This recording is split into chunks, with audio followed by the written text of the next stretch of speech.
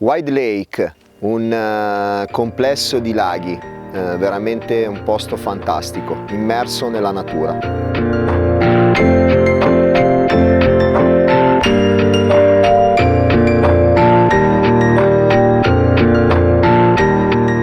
Mi trovo alla postazione 16. Come potete vedere alle mie spalle ho una bellissima baia ricca di isolotti e piante in acqua. Alla mia sinistra stessa identica scena con un bellissimo canneto e sempre molti ostacoli in acqua. Gli spot che ho scelto sono a ridosso di alcune legnaie sommerse che in questo periodo offrono riparo al pesce e recupera un pochino di gradi l'acqua. La prima canna l'ho depositata intorno a un grosso albero su una profondità di circa 1,20 m. La seconda canna sto pescando dietro un isolotto e con l'aiuto di una piccola deriva fatta tramite una bacchetta di bambù. La terza canna invece ho trovato sempre un albero sommerso, ma alla sua sinistra c'era un grosso rovo e anche quello è un punto molto caldo e fondale anche lì molto duro con una profondità di circa 1,20 m. La quarta canna sulla mia sinistra ho trovato un piccolo scalino e l'ho depositata in quel canaletto lì, profondità 1,4 m.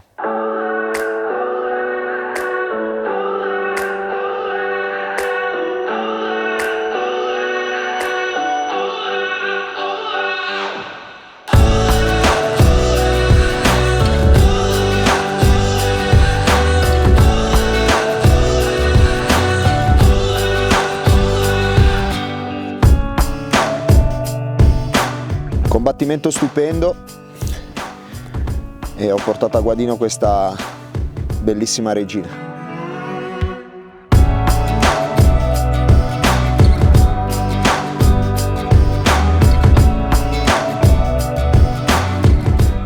Per la scelta dei terminali ho optato per un terminale morbido, un ballistic della linea Carp Spirit.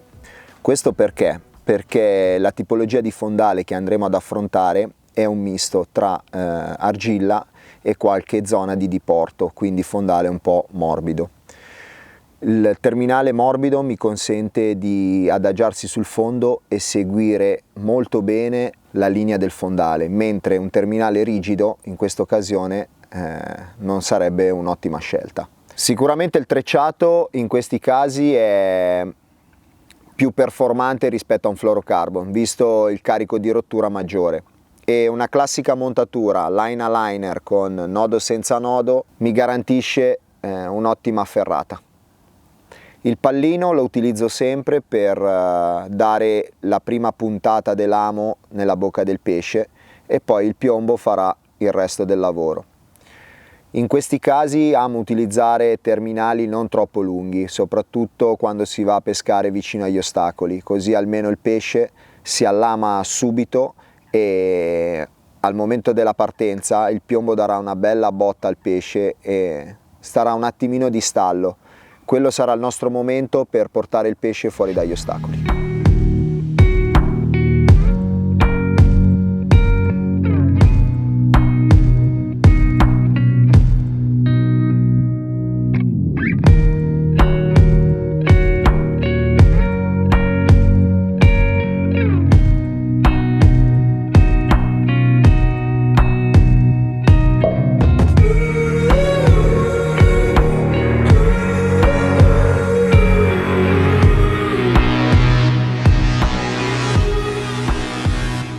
Utilizzo spesso due tecniche diverse quando arrivo su uno spot di pesca. La prima è innescare magari tiger o addirittura torrette di mais per velocizzare l'azione di pesca e capire che pesci stanno girando nel mio spot, mentre le altre due canne sono solito a innescarle con inneschi grossi, di solito bilanciate del 24 o piccole o 20 mm con sopra una tiger o con sopra una pop-up. In questo caso mi ha dato ragione l'innesco da 24 bilanciato. sono riuscito a catturare questa meravigliosa fully, un pesce che vale tutta la sessione.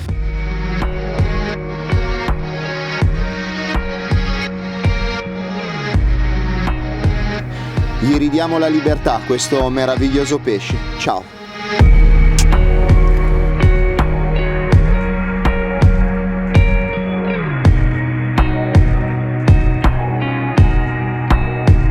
Questo è lo spot che ho scelto, come potete vedere un bellissimo riparo per le carpe e soprattutto in questa stagione invernale dove cercano rifugio e la temperatura dell'acqua è un po' più calda. Ok, perfetto.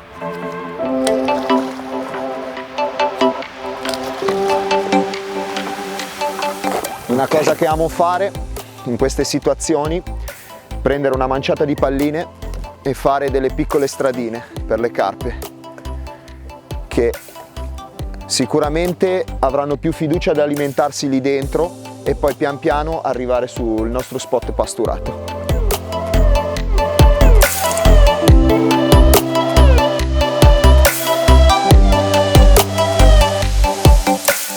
In questa situazione mi trovo un'isola di cespugli davanti e mi sono armato di un palo piantato nel fondo per tenere la canna lontano dagli ostacoli e al momento della boccata mi permetterà di tenere il pesce lontano da quei rovi lì e portarlo fuori in una zona pulita e finire il combattimento nel migliore dei modi.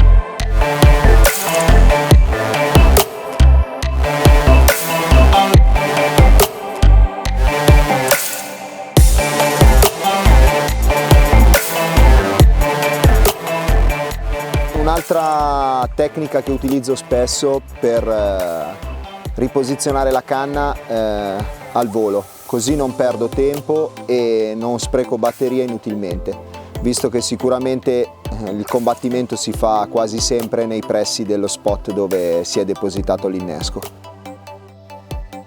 Pesce fantastico, siamo subito riusciti a portarlo fuori dalla pianta, poi sono partito con la barca quando mi sono assicurato che il pesce era abbastanza lontano dagli ostacoli. Eccola qua ragazzi, una stupenda regina del Wide Lake. Come vi dicevo, caduta su un innesco affondante con sopra una tagherina, pasturazione abbondante e il gioco è fatto.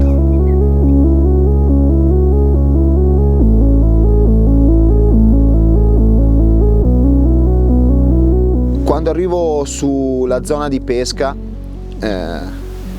amo sempre cercare gli spot e mai pescare sugli stessi spot dove hanno pescato magari i giorni precedenti altri carpisti, anche perché lo spot nuovo ti può sempre regalare una sorpresa e questa linear è veramente spettacolare.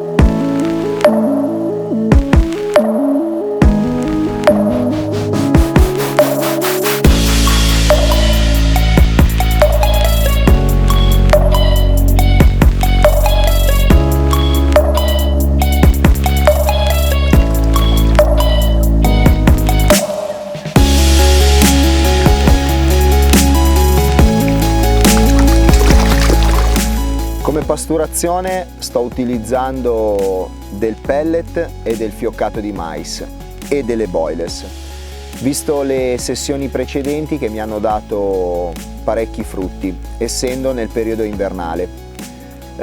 Sicuramente con l'andare avanti nella stagione toglierò il pellet e il mais perché il pesce di disturbo potrebbe causarmi qualche problema a stare in pesca.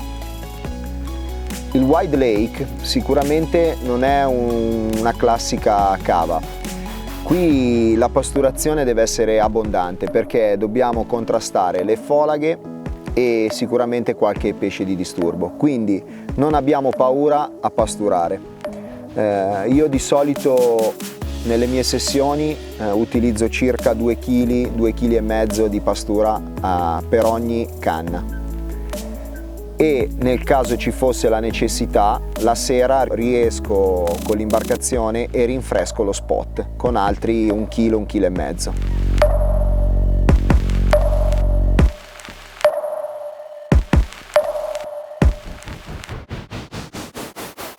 L'utilizzo dell'ecoscandaglio è sicuramente fondamentale nella nostra pesca perché ci permette di capire i punti molli dai punti duri del fondale e magari individuare qualche ostacolo sul fondo, dove saranno sicuramente dei punti di interesse per le nostre amiche carpe. In questo caso, se guardate l'eco, c'è una sottile linea nera. Questo sta a indicarci che il fondale è morbido. Come potete vedere dal cimino si impianta, siamo sullo spot, la linea si è assottigliata, ci sta indicando che il fondale è più compatto e più duro. Adesso depositiamo la nostra lenza. Tum. Quando si pesca vicino agli ostacoli una cosa molto importante è tornare il più dritti possibili alla postazione, così da far meno pancia possibile, che ci tornerà utile al momento della partenza, se no il pesce potrà prendere quei 10-15 cm in più che gli potrebbero consentire di infilarsi dentro nelle piante. Quindi molto importante tenere una buona linea al picchetto, così da tenere meno filo in bando possibile.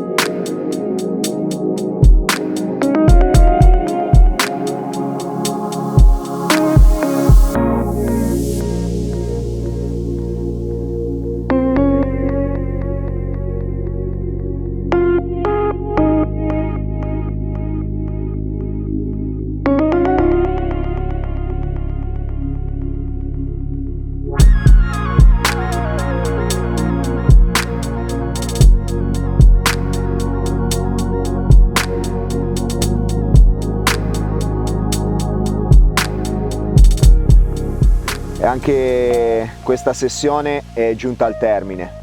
Il Wide Lake anche questa volta mi ha saputo regalare grandi emozioni, non solo in termini di catture ma anche come paesaggio, posto, è veramente un posto fantastico. Da qui si possono ammirare un sacco anche di volatili migratori, è veramente un'oasi. E queste sono le sue perle.